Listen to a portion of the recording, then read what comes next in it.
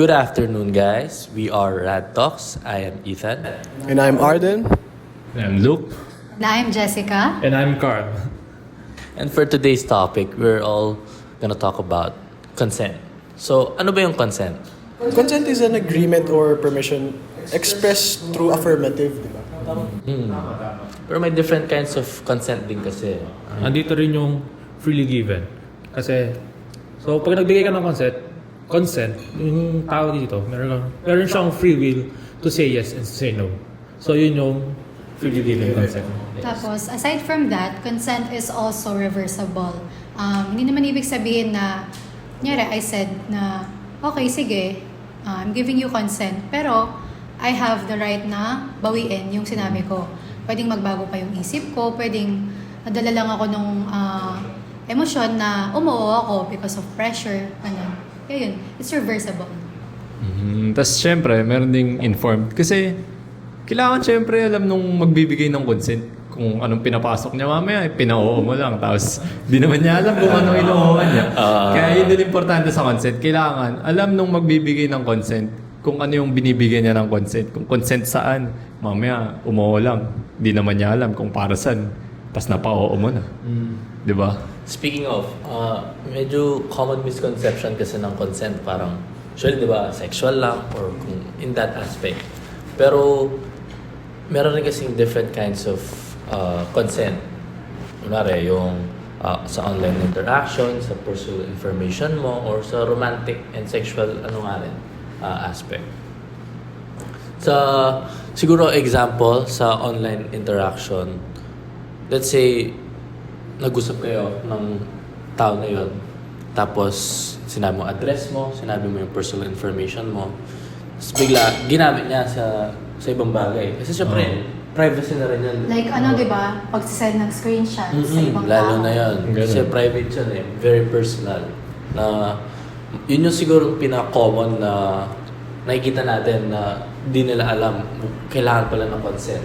O yung pag-send ng screenshots nga sa iba, hindi ka naman nagtanong kung pwede ba i-share yung information between those two people. Ano pa bang mga ganon? Anong ikaw? May isip ka bang parang examples ng ganon?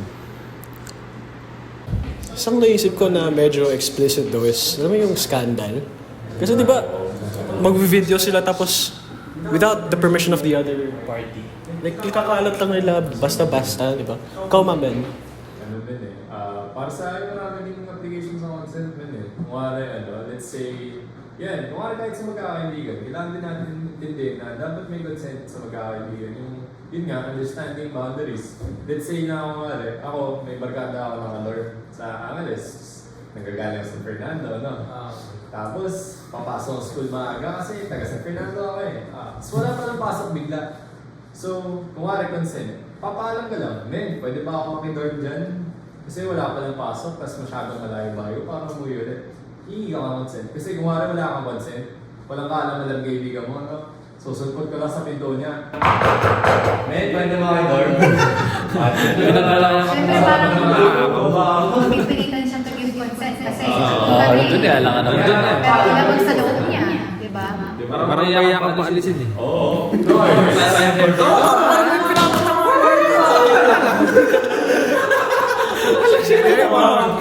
In my defense, bahala mo sa... Ano nagpaalam ko tulugan ko eh.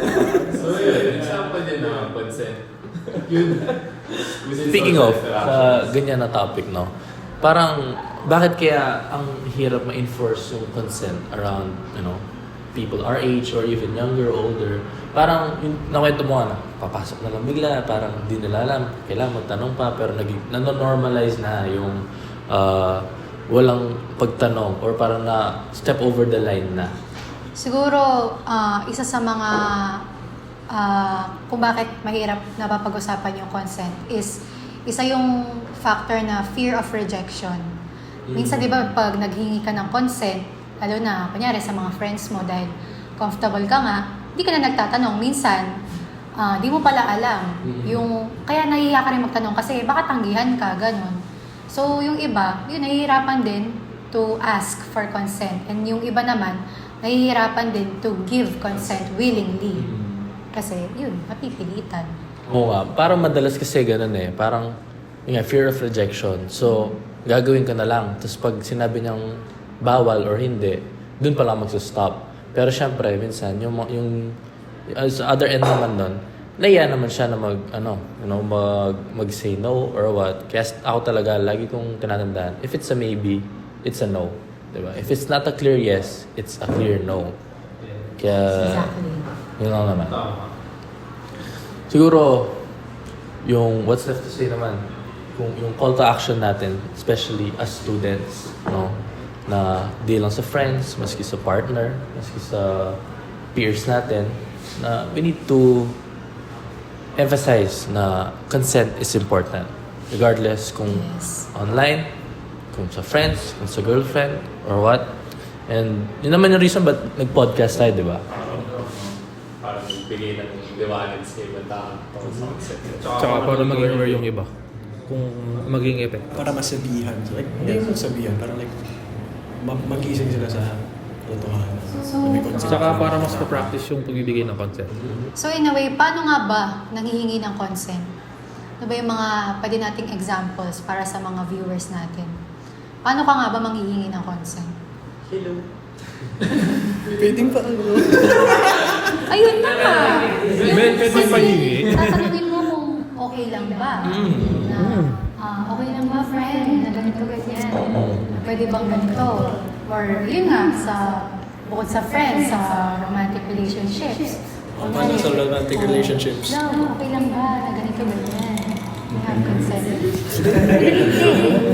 Diba? Mas madali Hindi, naman no. yan, di ba? At least meron kayong clear boundaries and set ng, yun, personal consent with each other. So, ayun lang naman. I think we're finished with our talk and I hope you guys enjoyed. And once again, we are Rad Talks. Send dito sa hindi alam ang concept.